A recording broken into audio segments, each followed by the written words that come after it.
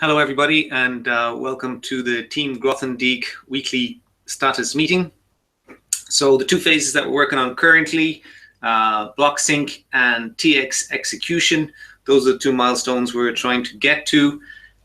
We spoke last week about preparing for a demo, and we decided that we're going to break up those two demos because they won't come in together. So block sync is going to happen first. So just now might be a good time to sort of explain, I guess, what block synchronization is, just to go over it again. Block synchronization, naturally enough, involves downloading all of the blocks from Ethereum Classic peers and putting them in our local storage. It involves keeping up to date when new blocks arrive. It also involves downloading, supporting what's known as fast download. So fast download involves picking a point in history, and before that point, taking block headers and receipts and downloading those. And at that point in history, downloading the entire state tree as is. And then from that point on, taking the blocks, downloading them locally, and executing the transactions to update the state trie. So when we talk about a block synchronization phase, the milestone that we're talking about is getting all that working except for the transaction execution. So the demonstration that we've been working towards, I'm just going to share it. I think some people may not have seen it. So can you guys, can somebody speak up if they can see that? Yes, I can see that. Yes. Okay, great, thanks. So this is the simple demonstration that we're working towards to demonstrate our block synchronization. And then beyond that, we will be, the next large demonstration that we'll be doing will be around our transaction execution. So today, as I say, is about, we're going to do a demonstration of what we've got so far with block synchronization. Lucas, are you good to go? Yeah, I think so. Okay, Lucas, I'll just shut this down. All right, can you guys see my screen? Yes, please go ahead. Yes.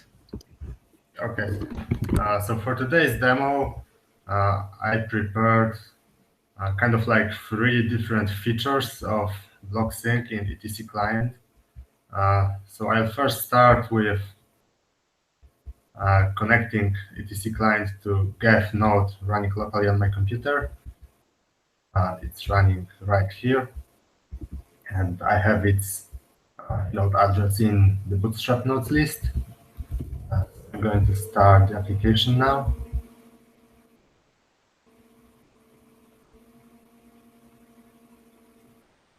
And as soon as it starts, it should start syncing with the local Geth node. So that's precisely what we see now. In the output, we can see the current status of the synchronization process. So we are actually downloading the blocks from the Geth node. So one feature that I wanted to show you is that we actually have the blocks. That's the RPC API that is provided in ETC client. We can just query our storage for block by its number, by its height. So we can see that we store the first block in the chain, well, actually the second block in the chain. And we can take a look, for example, at the block that we've just downloaded. Let's say 128.60.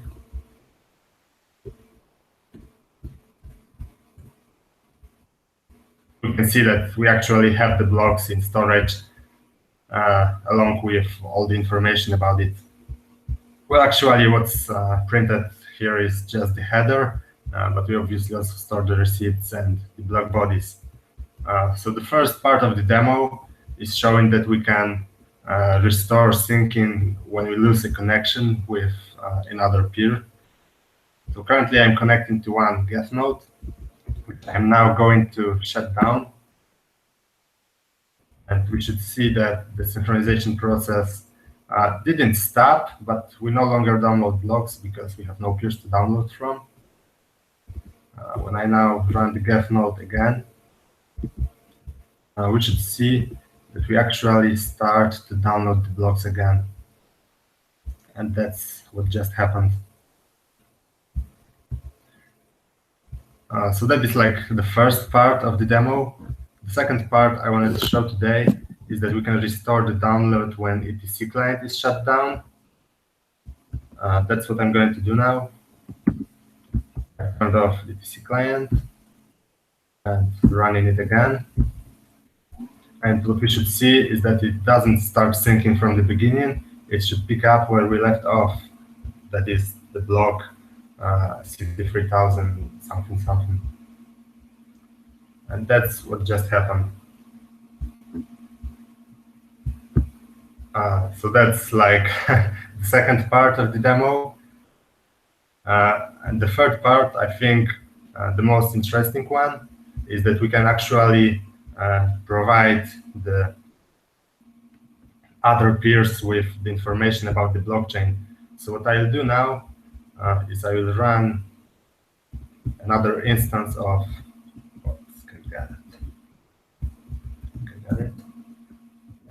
I will run another instance of etc client, but instead of connecting it to the Geth node, I will try to connect it to the etc client node that I have running.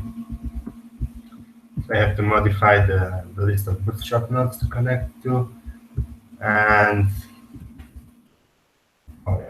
too soon. So the first node should still be connected to the Geth instance. Let me try to catch its ID. Oh yeah, got it. I will now configure the second node to connect to the one that we have running.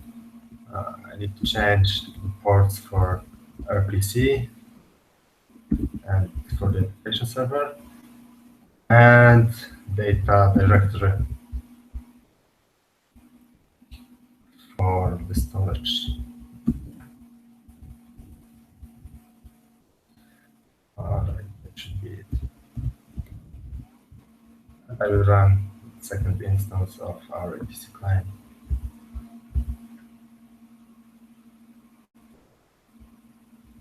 And hopefully it should start syncing with the other instance that we have running. And that's what it does. So in the first instance, we can see that we're actually connected to two peers. One of them is the Geth node that we originally provided. The second one is the other instance that I just ran. And it is blacklisted because FastSync in the first instance tries to download the state and the block headers from the other one, but obviously it is behind. So it doesn't respond, that's why it is blacklisted. And that's basically the third part of the demo I wanted to show you. And it just shows that we can provide the blockchain for other peers to download from us. So it was like the final step in the whole block synchronization. Okay. Okay, excellent. Thanks, thanks, Łukasz. So that is most of that. And as you pointed out, I forgot to mention that BlockSync also involves the very interesting part of our client being able to provide blocks to other clients. So as a block download host. I forgot to mention that. So that is most of the way through that demo. And the bit that's missing there is actually the download of blocks after we download our state trie. Is that fair, Łukasz? Yes, that's exactly that. Currently, we only support fast download, but actually downloading of normal blocks is like a subset of fast download. So it's really easy to add that feature, and that's what Adam is currently working on. Yeah. Okay. So very, very close to being able to complete that demo, but of course, as we know from our training, things are either done or not done. So it has to still stay under the not done category. But we are committed to being able to say this time next week that we'll have that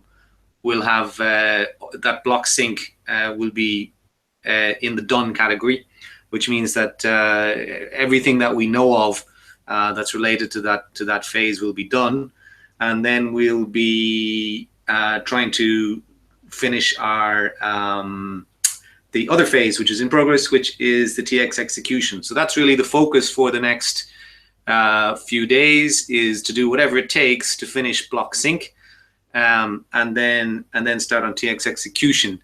And now from the point of view of the schedule, I'm just going to put that on the screen.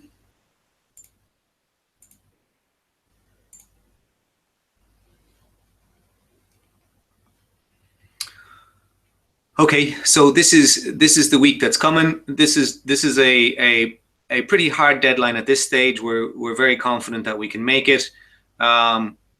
We then would move on to transaction execution, and we've probably eaten about 2 weeks of our reserve. So not bad for the first milestone.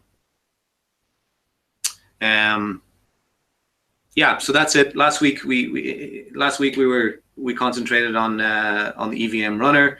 This week we've tried to complete our demo, and we're confident that we'll definitely have it done over the next few days, and we'll be finished block sync by this time next week, and on to TX execution. Okay, does anyone have any questions on any of that?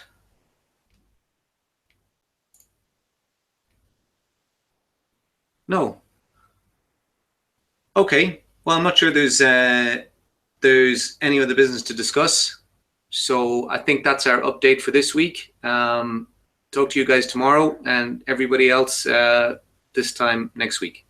Actually, if I may jump in, Alan, Sherry, I have a question. Could you, Yep, for the benefit of the non-technical members of our audience, say a few more things about when the client is scheduled to come into beta, or maybe next versions? So the client will be in beta very early in the summer, so probably in the June-July timeframe. That's where we're at the moment, and so that client will include all of the current functionality, which exists in clients today. So that's your block download and your transaction execution. It'll be a client that you can use. And from there, there's a lot of potential changes that are out there.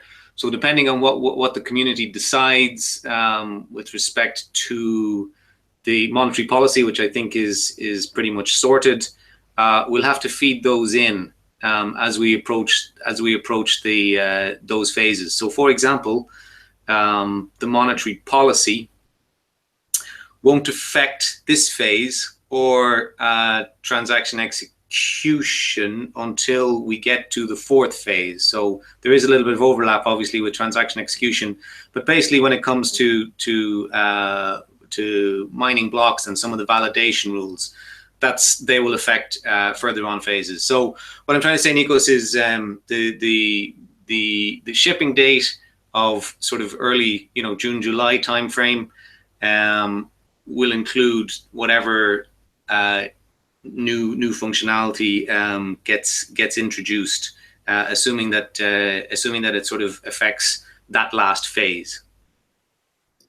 And a follow-up question, I'm not sure we have already discussed a plan for it. I can have the command line client running, the one that is going to be in beta in June, July. Will I be able to somehow connect it to one of the existing wallets? Relatively easily, let's say, connected to one of the existing wallets, or it would be just a command line interface? Well, when you say connected to a wallet, you mean to such that the wallet can execute transactions against our. I'm sorry, I understand it was a little unclear. To a graphical user interface. I mean. Yeah, you should be able to do that. I mean, that's the next phase that we're going to tackle, which is the command and query interfaces. So we'll be testing against some of the UIs that support that. And which are the UIs that you're going to be looking at? I'm not sure off the top of my head. It's been a while actually since I put this together. I've been buried in blockchain synchronization and the other stuff. So I will check them out, and I mean, we'll know as we start this phase. So I'm going to punt on that if that's okay, Nikos. Yes, of course. And I've seen, for instance, when I've used Parity, it creates a server, and then it uses essentially the user interface of what's the name of the client that Ethereum has? I forget. Are you thinking about Mist? Yes, Mist. I think they call it Mist, yeah, or Ethereum wallet. I'm always mixing up the nomenclature. So essentially, the client itself creates a web server, and then you go to a certain port in your local host, and you can have a GUI that interacts with a wallet. So that's what actually I'm referring to, interaction with a graphical user interface. It could be using what's already out there or a similar technique. Oh yeah, well no, the plan would definitely be to use the likes of Mist. Really, what I want to go do is just go back and check what the current state is since the last time we looked. But I would imagine that Mist is probably still the one to facilitate. Yes, and people are already familiar with using it to a certain extent. It would make sense to at least integrate with that. All right. Well, thank you very much. Absolutely. I mean, we would like to leverage leverage anything that we can. Even the likes of Geth Console. One of the goals that we would have is to allow potentially allow the Geth Console to connect to our client over the JSON or PC interface. Yeah, that sounds great. Well, thank you, Alan. Okay, thanks for the questions, Nikos. Anyone else have any anything else?